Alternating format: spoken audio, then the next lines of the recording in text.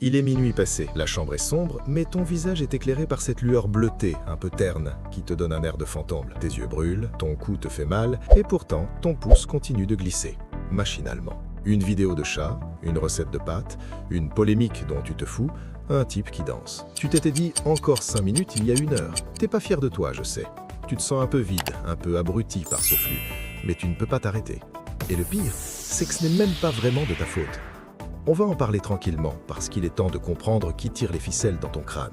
Le problème, ce n'est pas ton manque de volonté, ce n'est pas que tu es devenu bête, c'est juste que ton cerveau est resté bloqué à l'âge de pierre, alors que dans ta main, tu tiens une technologie conçue par des génies pour exploiter tes failles biologiques. On a tous ce sentiment de stagner, de voir nos journées s'évaporer dans un brouillard numérique. On veut faire des trucs, on veut avancer, mais on finit toujours par choisir le chemin de la moindre résistance, le scroll infini. Regarde ta journée. Tu attends le bus, téléphone. Tu es aux toilettes, téléphone. L'eau des pâtes bout, téléphone. On a supprimé chaque seconde de vide, chaque moment où l'esprit pourrait simplement ne rien faire. On a remplacé l'ennui par une stimulation constante, et c'est là que le piège se referme. À l'intérieur de ton cerveau, il y a un petit personnage. On va l'appeler Dodo le dealer.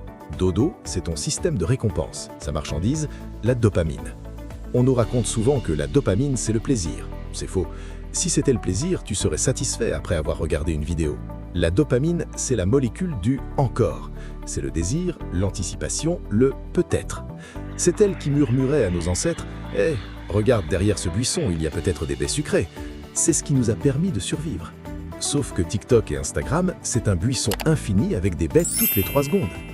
Les ingénieurs ont créé ce qu'on appelle le renforcement aléatoire. C'est le principe de la machine à sous. Si tu gagnais à tous les coups, tu t'ennuierais.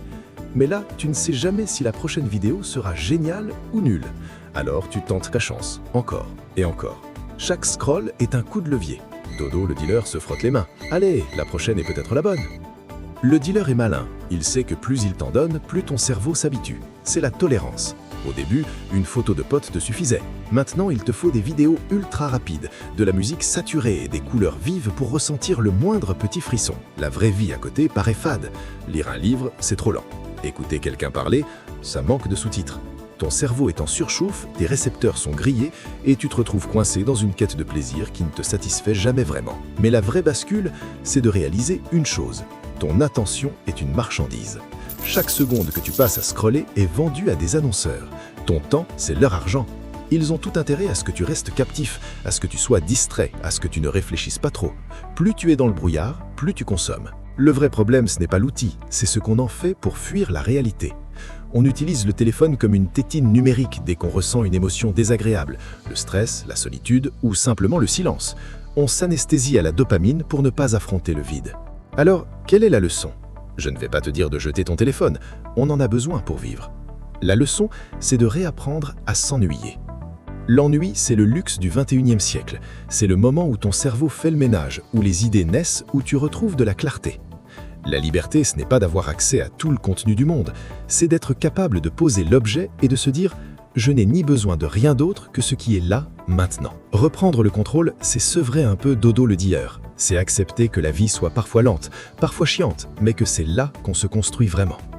La stabilité mentale commence quand tu décides que ton attention est trop précieuse pour être gaspillée pour un inconnu qui danse dans sa cuisine. Demain, essaie un truc tout bête. Quand tu te réveilleras, ne touche pas à ton téléphone pendant 20 minutes.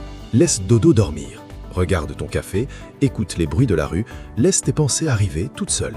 Ça va être inconfortable, tu vas avoir une pulsion vers ta table de nuit. C'est normal, c'est le sevrage. Mais c'est dans ce petit espace de silence que tu vas recommencer à t'appartenir. Bon, la vidéo est finie. Tu as le choix. Tu peux cliquer sur la suivante et redonner les clés à Dodo, ou tu peux éteindre l'écran là tout de suite et juste respirer 2 minutes. Moi, je parie sur le silence. À bientôt.